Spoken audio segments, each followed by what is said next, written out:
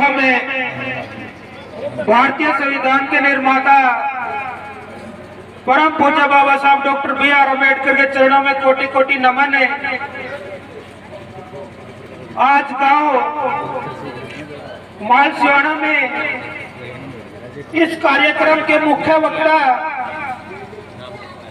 और बहुजन समाज पार्टी की आन बान शान पूर्व में प्रदेश के प्रभारी, वर्तमान में प्रदेश के महासचिव बहुत ही सम्मानित सुमेर जांगड़ा जी और उनके साथ में पहुंचे बहुत ही सम्मानित छोटे भाई रवि नागर जी, और इस कार्यक्रम में आकर जो इतना मान सम्मान दिया, इसके लिए मैं पूरे गांव के चरणों में कोटि कोटि नमन करता हूं, वंदन करता हूं। और आपका मनोरंजन के माध्यम से, अपने गीतों के माध्यम से बाबा साहब की पूरी जीवनी को आपके सामने रखा।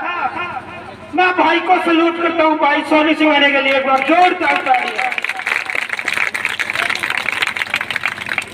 सम्मानित साथियों, हम बाबा साहब के बारे में पूरी रात बोले वो भी कम है, क्योंकि बाबा साहब ने इतना काम किया कि आज इस देश की पूरी सरकार हिल रही।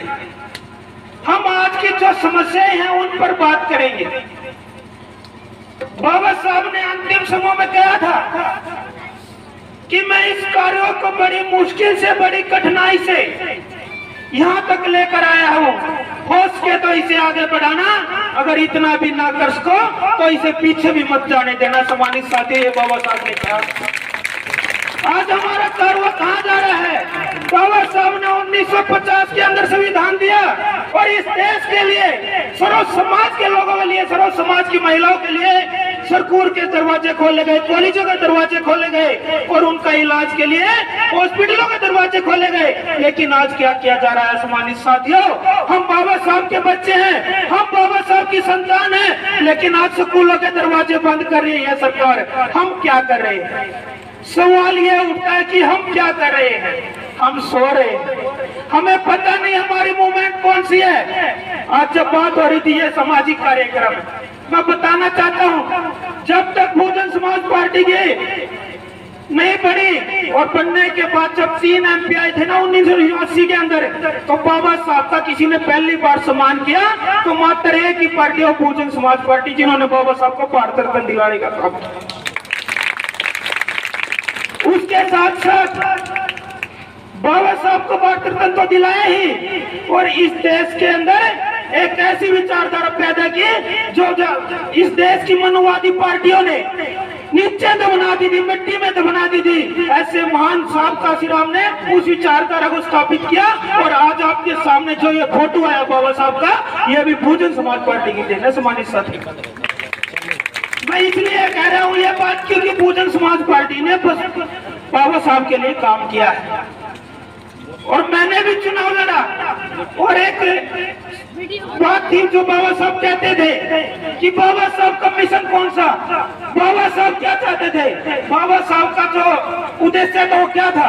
काफी लोग कहते हैं सामाजिक समानता और आर्थिक मुक्ति। सामाजिक समानता कब होगी सम्मानित साथियों? जब हम राजनीति के अंदर आएंगे, और राजनीति के अंदर कब आएंगे? जब हम चुनाव लड़ेंगे और चुनाव जीतेंगे और हमारी जो पार्टी है उसके अंदर जाएंगे। हम आज कर रहे हैं ये काम? नहीं कर रहे।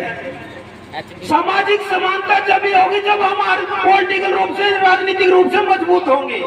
अभी यहाँ पर कोई एट्रोसिटी हो जाए, किसी को बोल दे भाई ऐसे चुके वहां से फोन कर रहा, कोई कर किसी के पास नंबर नहीं है, नंबर है तो वो नहीं करे, डरते हैं, क्योंकि हमारे पास पॉलिटिकल पावर नहीं है, मास्टर की नहीं है जिससे सारे ताले खुलते हैं।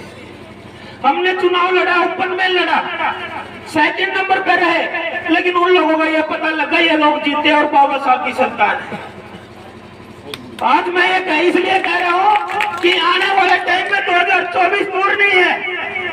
अगर 2024 में हमने अपने वोट का सही इस्तेमाल कर लिया और अपने वोट का अच्छे से इस्तेमाल कर अपने व्यक्ति को चुन लिया, तो आज जितनी भी समस्या समाज के अंदर है वो सारी खत्म हो जाएंगी। सम्मानित साथियों, फिर हमने 2 रुपए किलो का गेहूं खाने की जरूरत नहीं है।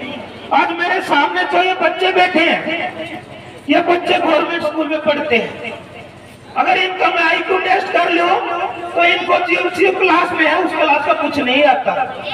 और हमारे घर में ऐसा माहौल नहीं है हमारे परिवार के अंदर ताकि बच्चे पढ़ लें।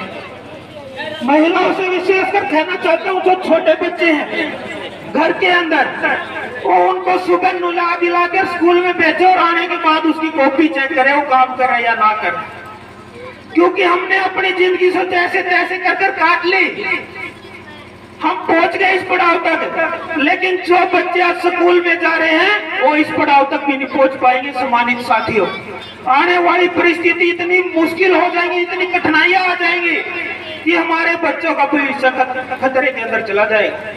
क्योंकि हमारे बच्चों का जो नई शिक्षा नीति है वो लागू हो गई तो हमारे बच्चे गुलाम हो जाएंगे, पढ़ नहीं पाएंगे। अभी 10वीं का बोर्ड तोड़ देंगे, पहले 8वीं का तोड़ा, उससे पहले 5वीं का बोर्ड तोड़ा, और जब +2 में जाता है तो बच्चा फेल हो जाता है, और फेल होने के बाद फिर उसका डाटी मुंह छा जाए, फिर उन्हें शर्म होगा अगली साल जल्दी है। ये समस्या है। और हम कॉलेज के अंदर है, यूनिवर्सिटी के अंदर है, तो हमने बच्चों को देखा अपने को, वहां पर जाते तो अलगे दिखते, हमारे बालक तो काले पीले से दिखते, हम भी काले थे, तो अलगे पहचान हो जाती थी, मुश्किल से कॉलेज तक पहुंचते थे। और कॉलेज में भी काफी समस्याएं आती थी, उनका भी समाधान किया। तो एक स्टूडेंट राजनीति में रहे, उसके बाद मुख्य विचारधारा की राजनीति में आए, तो अभी रवि भाई राजनीति कर रहा है सफीदो कॉलेज के अंदर।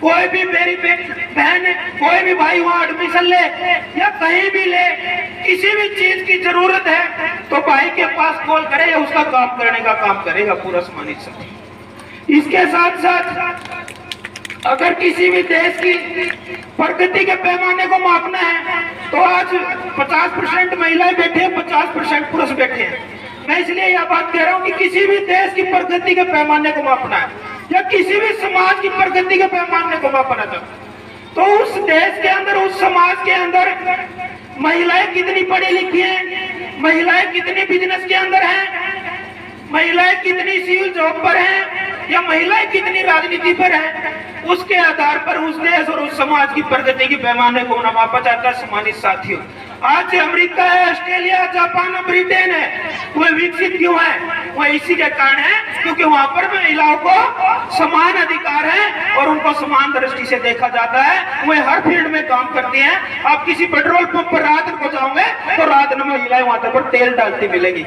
और हमारे घर रोटी बनाएंगी, खिलाएंगी और सो जाएंगी। इसीलिए हमारा देश 70 साल से आजाद हुए भी पहले भी विकासशील था, आज भी विकासशील है। लेकिन बाबा साहब ने जो सपना देखा था, महिलाओं को जो समान अधिकार दे दे, अगर उन पर ये सरकारें काम करती तो आज हमारा देश विकसित होता और बाबा साहब की सोच पर चलता। सम्मानित साथियों, हमने इस चीज के बारे में सोचना होगा। और इसके साथ साथ में महिलाओं से एक और बात कहना चाहता हूँ कि ज्यादा दिखाओ में कुछ नहीं करा।